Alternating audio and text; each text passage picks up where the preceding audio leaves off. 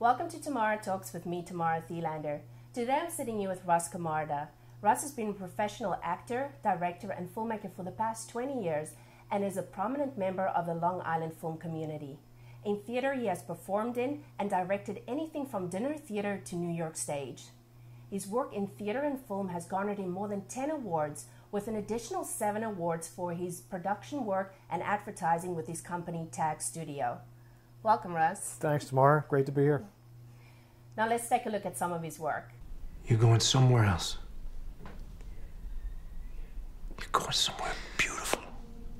Just like you. You don't have to do this, man, please.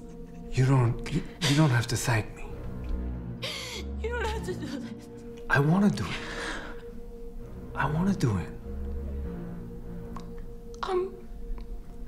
I'm asking you, please. I'll do No. anything, please. Don't beg. Don't beg. Don't beg.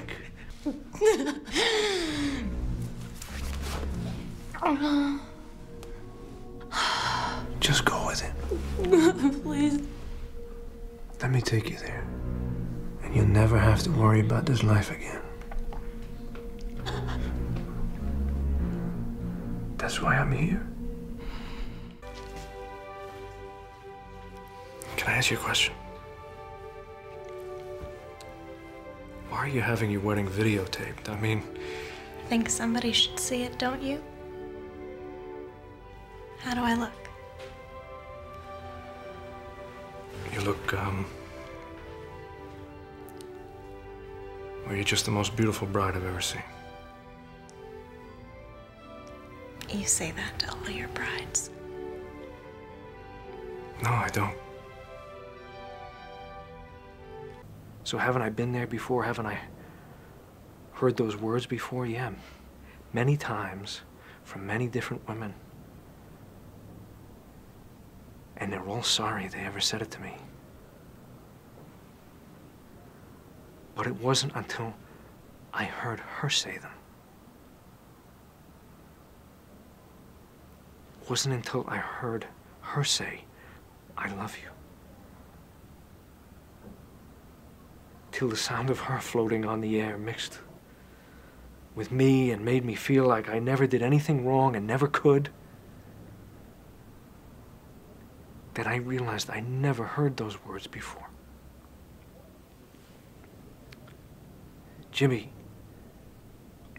it's not enough to just survive anymore.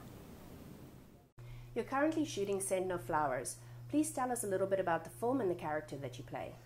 Well, Send No Flowers is basically, it's a good old-fashioned Italian mafia mob movie, and it stars Sean Young of Blade Runner fame and No Way Out, and she basically is the daughter of Tony LoBianco, who was from The French Connection, another great actor, who's the head of a mob family, and I play a character called Gaetano, who's the head of the rival crime family, and I decide to put a hit on her father so that I can take over her family, figuring that she's not going to be a problem because she's a woman. And of course I underestimate her, and she and I go at each other, and it's a good old-fashioned mob movie with a twist, with a woman being the Don, so it's kind of cool. What has been the most challenging role you've ever played, and why? That's a interesting question. I mean, I played a lot of roles in the theater and a lot of roles in different film projects. They're all challenging for different reasons. I think when I once did a production of Streetcar Named Desire in the theater, probably 15 years ago, and that was challenging because not only was I directing the piece, but playing Stanley Kowalski is such an iconic character. Marlon Brando put such a stamp on that character. It was intimidating because every time you came out to do that particular thing, you're doing it as truthfully as you can for yourself, but you can't help having Marlon Brando in the back, and I think the audience naturally had to feel the same way. So it was challenging to not let myself be distracted by an iconic portrayal. That was one. I did a production of Julius Caesar where I played Mark Antony, and it was an updated. Again, that was another one I directed as well, and it was an updated version of that piece.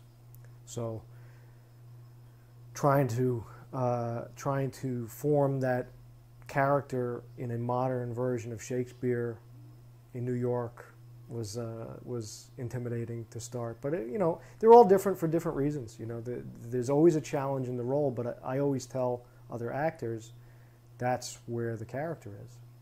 That's where you find it challenging, is if you can address that, that's the key to unlocking the whole thing. So there's no really difficult part that has to be thrown out. It's the difficulty that you want to find, so that when you overcome that, that's the key to the character. So I've had a lot of different ones for different reasons. And the first film I did, that was my film, nudity was a big one. That was a big full frontal challenge for me. And but you do it, and you get over it, and a lot of different reasons. But I love, there's always something in every character nothing's ever smooth, So you've been actor and director simultaneously in a lot of your projects. Right. What would you say is the most challenging part of that dynamic?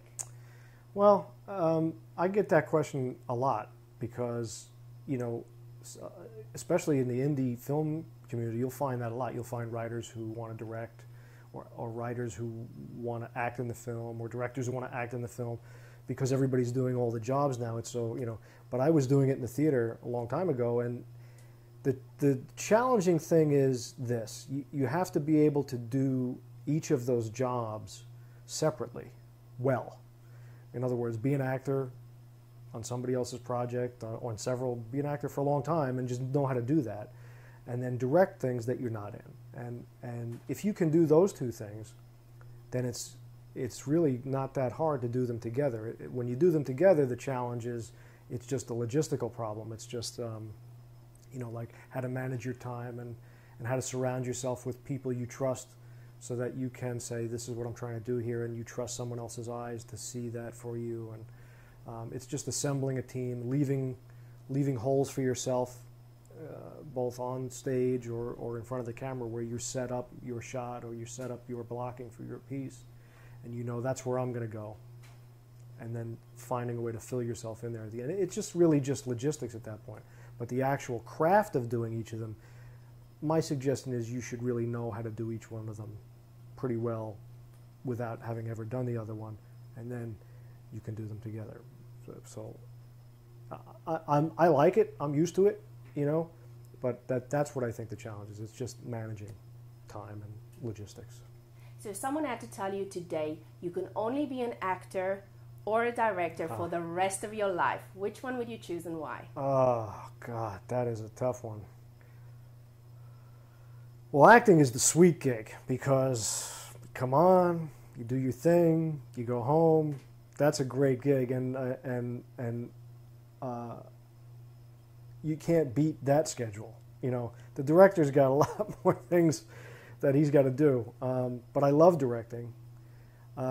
But honestly, if I had to answer that honestly, which I'm going to try and be honest with you, I think I'd want to be an actor.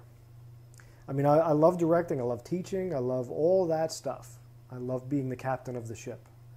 But acting is just, it's relaxing almost, and there's more to explore as an actor, personally.